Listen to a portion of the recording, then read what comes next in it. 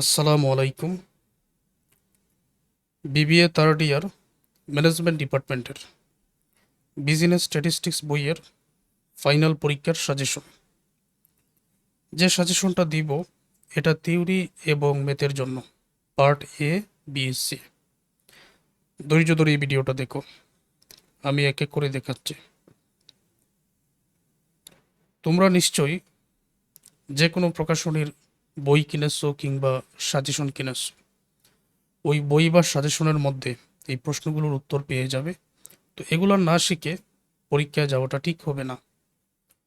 What is primary data? What is mode? Define independent variable. Write the formula of variance. What is business statistics? একটা একটা করে বললে সময় লেগে যাবে, তোমরা স্ক্রিনশট দিয়ে দাও। এটা স্ক্রিনশট দিয়ে বই বা সাজেশনের মধ্যে তো এগুলো পাবে, এগুলো তোমাদের শিখতেই হবে। এটা হচ্ছে পার্ট এ এর জন্য। তারপর আমি part B, C, theory, math এগুলো দেখাচ্ছি। তো এটা স্ক্রিনশট দেওয়া শেষ। তারপরে 13 থেকে 20 পর্যন্ত একটা স্ক্রিনশট দিয়ে দাও। ওকে, তো 21 পর্যন্তই আমি 21টা এখানে সংক্ষিপ্ত প্রশ্ন দিয়েছি। এগুলো তোমাদের অবশ্যই শিখতে হবে। এখন পার্ট বি এর জন্য অনেক সময় আমরা ম্যাথ দিতে পারি না পরীক্ষায়, তখন কি সাহায্য নিতে হবে? থিওরি এর সাহায্য নিতে হবে। তো থিওরি এর জন্য তোমরা এখানে 7টা প্রশ্ন আয়ত্ত করে নেবেন। ইনশাল্লাহ এই 7টার মধ্য থেকে পরীক্ষায় থাকবে। Discuss the limitation of statistics, এটা স্ক্রিনশট দিয়ে রাখো। এগুলো বই সাজেশনের মধ্যে উত্তর সহজে পেয়ে যাবে। তো এটা স্ক্রিনশট দিয়ে রাখো। ওকে, এখন আসো পার্ট সি এর থিওরি। তো এখানে আমি টোটাল 4টা দিয়েছি। তাছাড়া প্রতি বছরের অভিজ্ঞতা থেকে বলছি, বিজনেস স্ট্যাটিস্টিক্স আমি যে প্রাইভেট ক্লাসগুলো নেই আমার অনলাইন ব্যাচে, ওইখান থেকে ম্যাথগুলা ভালোই কমন পড়ে, সরাসরি কমন পড়ে।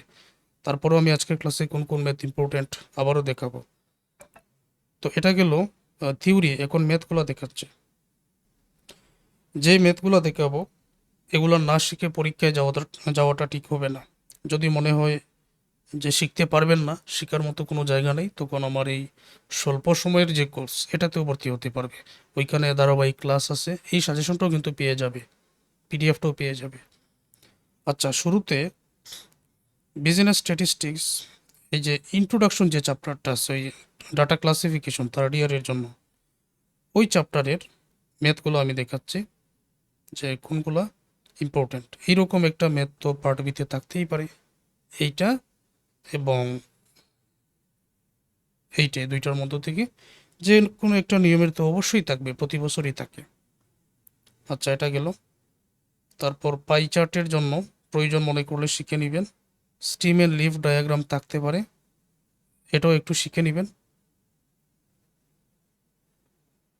এই যে ম্যাথ, যেখানে হিস্টোগ্রাম অঙ্কন করে মোড তৈরি করার জন্য বলা হয়েছে, 10 মার্কসের জন্য আসলে এই ম্যাথটা খুবই গুরুত্বপূর্ণ।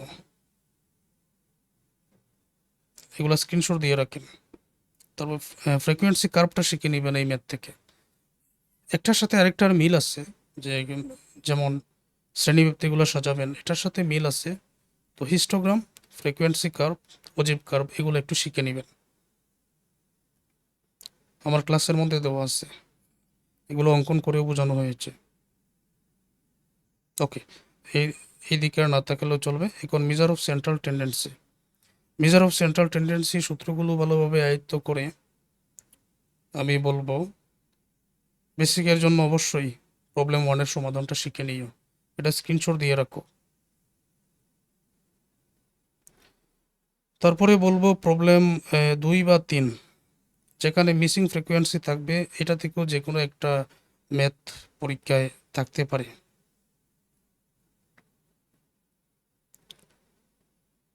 মিন মিডিয়ান, যেটা মিড ভ্যালু দেওয়া আছে, শুধু এই অংশটা বুঝলেই চলবে। এটা আসলে একটা অঙ্ক পারলে 10টা অঙ্ক পারা যায়।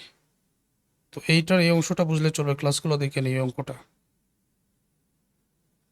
সবচেয়ে বড় ফ্রিকোয়েন্সি যদি প্রথমে কিংবা শেষে থাকে, সেই ক্ষেত্রে মোড বাইর করার যে নিয়মটা সেটা এই ক্লাসের মধ্যে, এইটার ক্লাসে বুঝিয়ে দেওয়া হয়েছে, বা এই অঙ্কটার সমাধান শিখতে পারলেই তোমরা পারবে।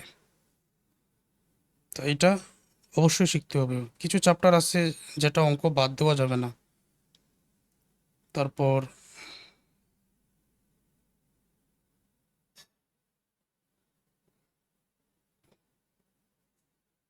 এবং সবচেয়ে গুরুত্বপূর্ণ, যেটা না শিখলেই নয়, এই অঙ্কটা। এটা আমার পেইড ব্যাচের 8 নম্বর ক্লাসটা।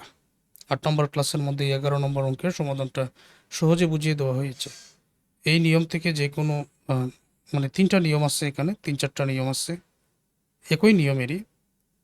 তো যে কোনো একটা ফরম্যাটের, যেমন এই একটা ফরম্যাট, যদি আরও আগে, এখন যারা আমার এই ভিডিওটা দেখতেছ, আরেকটু আগে যদি কোর্সে ভর্তি হয়ে ক্লাসগুলো দেখতে পারতে, তাহলে চিন্তার কোনো কারণ থাকতো না। এই 3টা নিয়মের মধ্য থেকে যে কোনো একটা থাকবে। মেজার অফ ডিসপারশন এই চ্যাপ্টারের।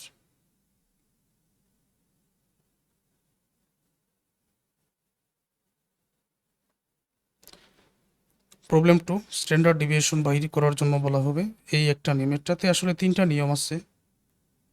একটা শ্রেণীব্যাপ্তি নিয়ে মিন এবং স্ট্যান্ডার্ড ডিভিয়েশন, আর একটা শুধুমাত্র শ্রেণীব্যাপ্তি ছাড়া মিড ভ্যালু নিয়ে।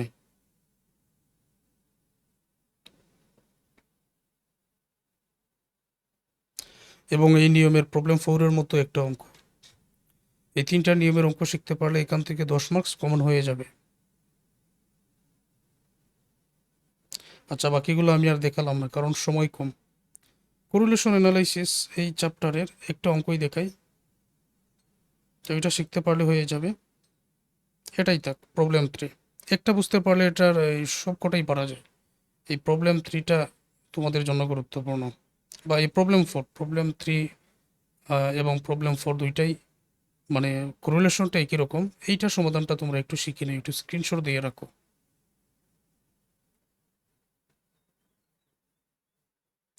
রেগ্রেশন অ্যানালাইসিস এই চ্যাপ্টারের একটা অঙ্কই দেখাবো।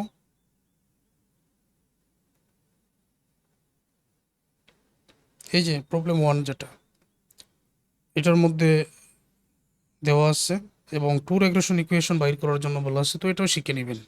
এটা 10 মার্কসের জন্য। একটা পারলে অন্যান্য অঙ্কগুলো সহজে পারা যায়।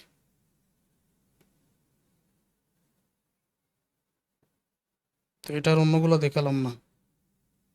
ইন্ডেক্স নাম্বারের সূত্র এগুলা ক্লাসের মধ্যে বলা হয়েছে, যেগুলা কিভাবে শিখতে হবে। এটা একটু স্ক্রিনশট দিয়ে রাখো, এই অঙ্কটার সমাধান শিখে নেবেন। প্রবলেম 1 এবং এই 2, যেখানে time reversal test, factor reversal test দুইটা দেওয়া আছে, এটাও শিখে নিতে হবে। আর এই প্রবলেম 3, এই অঙ্কটা লিভিং ইন্ডেক্সের জন্য খুবই গুরুত্বপূর্ণ। ওকে, এটা গেল ইন্ডেক্স নাম্বার থেকে। মোমেন্ট স্কিউনেস অ্যান্ড কোর্টোসিসের ইম্পর্টেন্ট অঙ্ক আমি তোমাদের দেখাই। দুইটা নিয়মের মধ্য থেকে যে কোনো একটা তো অবশ্যই। প্রবলেম 2, এটা সমাধানটা শিখতে হবে আমার ক্লাস থেকে, সময় বেশি লাগবে না, পারবেন। এবং শ্রেণীব্যাপ্তি দেওয়া থাকলে কিভাবে স্কিউনেস, কোএফিসিয়েন্ট অফ স্কিউনেসটা বাইর করতে হয়, সেটা এই অঙ্কটার সমাধানের মাধ্যমে বুঝিয়ে দেওয়া হয়েছে। এটা শিখে নেবেন। তারপর আরও যে চ্যাপ্টারগুলো আছে, যেমন প্রবাবিলিটি আছে, তারপর স্যাম্পলিং ডিস্ট্রিবিউশন আছে ইত্যাদি, এই চ্যাপ্টারগুলোতে আর আমি যাব না। এই চ্যাপ্টারগুলোতে যাব না। এখন পর্যন্ত আমি যেগুলো দেখিয়েছি এগুলোই তোমরা যদি সময়ের ভিতরে শেষ করতে পারো তাহলে আলহামদুলিল্লাহ হয়ে যাবে। তো প্রবাবিলিটি এই চ্যাপ্টারের কিছু অঙ্ক দেখাচ্ছি পার্ট বি এর জন্য। এগুলো পার্ট বি এর জন্য, এটার ক্লাস আছে আমার পেইড ব্যাচে। তো এদিকে আর যাওয়ার প্রয়োজন নেই। আমি এখন পর্যন্ত তোমাদের যে অঙ্কগুলো দেখালাম, প্রয়োজন এই ভিডিওটা আবার দেখে অঙ্কগুলোর সমাধান শিখে ফেলো। ধন্যবাদ ভিডিওটা দেখার জন্য। প্রয়োজন মনে করলে, যদি ক্লাস করার প্রয়োজন মনে হয়, সাজেশনটা সংগ্রহ করার প্রয়োজন মনে হয়, এই হচ্ছে আমার হোয়াটসঅ্যাপ নাম্বার, এই নাম্বারে মেসেজ দাও।